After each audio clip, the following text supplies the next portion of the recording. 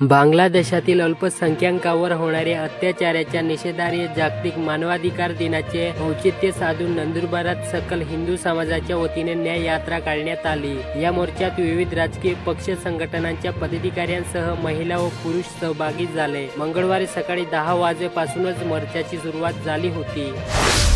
शहादा तालुक्यातील औसलद येथे दारूबंदीसाठी झालेल्या महिलेच्या मतदानानंतर जिल्हाधिकाऱ्यांनी तेथील दारू दुकानाचे परवाने रद्द करण्याचे आदेश दिले। अशा प्रकारे दारूबंदीची जिल्ह्यातील ही पहिली घटना आहे। शहादा येथे अल्पवयीन मुलाने आजोबाचे खून केल्याची घटना रविवारी रात्री घडली। अवघ्या काही तासात या घटनेचा उलगडा करत पोलिसांनी अल्पवयीन संशयितांना ताब्यात घेतले।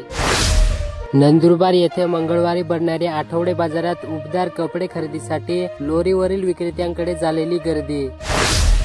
शहादा तालुक्यातील सारंगखेडा येथील ऐतिहासिक दत्ताच्या यात्रोत्सवाला 14 डिसेंबर पासून सुरुवात होणार। या पार्श्वभूमीवर शनिवारी दत्तप्रभू अवतार दिन निमित्त दत्तपूजन रथोत्सव सोहळा साजरा होणार।